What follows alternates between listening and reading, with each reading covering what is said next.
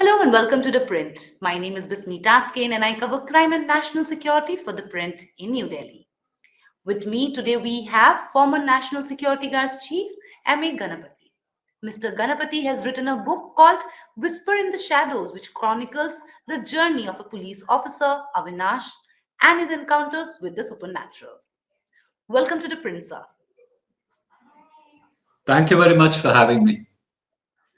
First of all, sir, congratulations on the book. And my first question to you is why did you think of writing this book, especially something along the lines of the supernatural?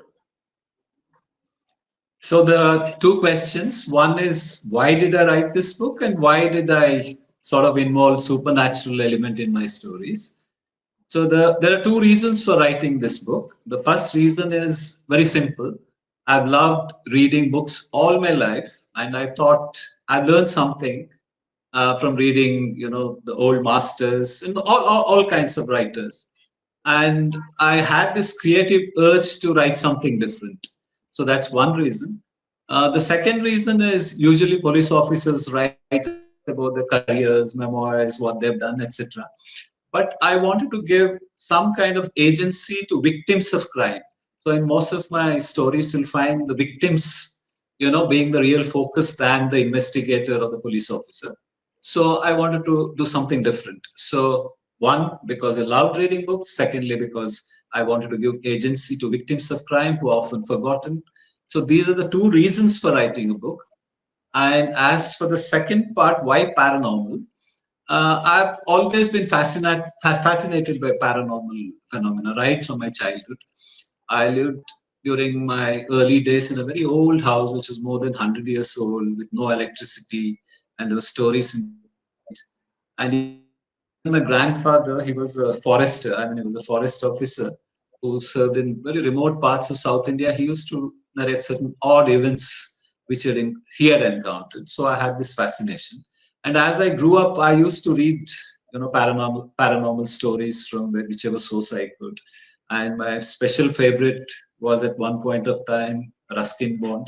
So I wanted to sort of combine the two aspects of my life. One is as a police officer, my policing experience, and the paranormal, which I'd heard and listened to, and from various sources. So I wanted to combine the two and make a sort of collection of short stories. So that's the long and short of why I wrote the book and why the paranormal element. So, could you tell us something about the places you were mentioned in the book? See, since you've read the book, I think you'll find it very easy to identify most of the locations. Some locations are quite similar to, let's say, a district in UP. Some locations are quite similar to a place you may find in Uttarakhand. And some places in Delhi which are quite familiar, like the North Block or the Lodi Garden, JNU. So these are thinly disguised intentionally. And what I've done is I've changed most of these stories are based on some snatches of reality from the cases I've investigated or cases I've come across, heard of.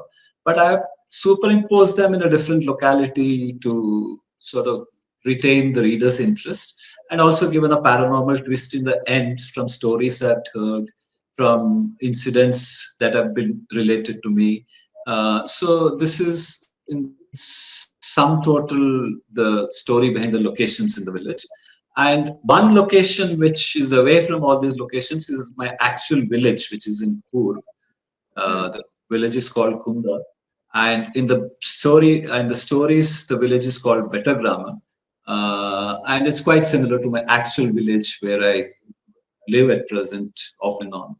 To what extent are the stories, the atmosphere, the paranormal encounters that Avinash has, are an adaptation of your real life encounters? Did you have any such encounters during so many years of your service? So as I told you, the policing incidents are by and large true in the sense that they are snatches of cases I've investigated or a problem I've encountered during my policing career. And as far as the paranormal element is concerned, I won't commit myself to saying yes or no. I'll leave it to the reader to judge for himself, herself, how true or how unrealistic they are. So that is one reason I wanted to read this book.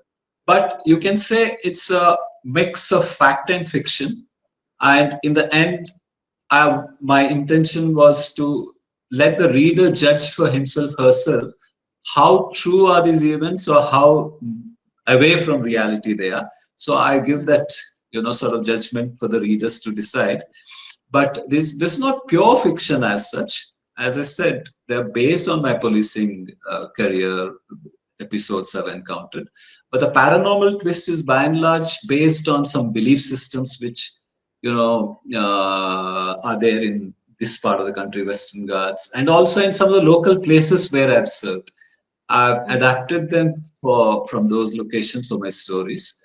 Whether I've gone through such experiences or not, I'll not really. I don't want to sort of comment on that and leave for the readers to go on the journey and find out for themselves. Right. How similar, sir, is Avinash to you? Like during, like when you served in so many postings in so many places, how did you think of giving this particular characterization to Avinash? And just to throw some light on facts behind fiction here. So you can say Avinash is my alter ego in a sense, but Avinash essentially is a cop who is very low profile, very conscientious. He goes by the rule book. He doesn't cut corners in his, policing activities in the sense that he doesn't look for shortcuts to solving an issue. Uh, Basically, what I wanted to highlight was, in policing, it's extremely important to have sound basics. Only if your basics are sound, you can build on that and make a superstructure or innovate in different areas, whether it's pure investigation, maintaining law and order, managing a large crowd. Your basics have to be very strong. Otherwise, without basics, you can't. Without a foundation, you can't build superstructure and innovate, etc. So in most of his stories, it's very basic policing. I wanted to highlight that how important in any aspect of life basics are, even in journalism, for example. So I wanted to build on that, and that's the reason why I've chosen Avinash. Avinash is a very low-profile cop. Nobody knows him. Nobody has heard of him much. So, but he is one of those diligent people who quietly work away during their careers, and then finally the peer group may know them, the larger public may not know them, their colleagues may know them, people who have worked with them may know them for their maybe professional competence, etc., but the larger world will not know them. I think that's the kind of ideal police officer one should have in a system. So he at the same time is he's an ideal cop in some respects, in the sense that he doesn't seek publicity, etc. So he has made the victims the focus of his work, and that's what is reflected in the book. You have taken inspiration from Ruskin Bond, and he has reviewed and called your book compelling. If you could share with our viewers which are your favorite Bond stories and how was the experience getting reviewed by him? I think it was a rare privilege being getting reviewed by Ruskin Bond. I think he was extremely kind. And I think just because I was the DGP of Uttarakhand, he was kind enough, since he lives in Mussoorie, to have given a reference note for my book. I'll be eternally grateful to him for that, and I'll preserve that signature of his for times to come. Secondly, which Bond stories have inspired me? Almost all. I like his style, which is so simple, lucid, and at the same time communicates so much, especially about small places. I like small places and the atmosphere of small places compared to big cities. So my favorites have always been his childhood friends, Rusty and the gang. And I've also liked some of his, stories of train journeys, and also, of course, his paranormal genre.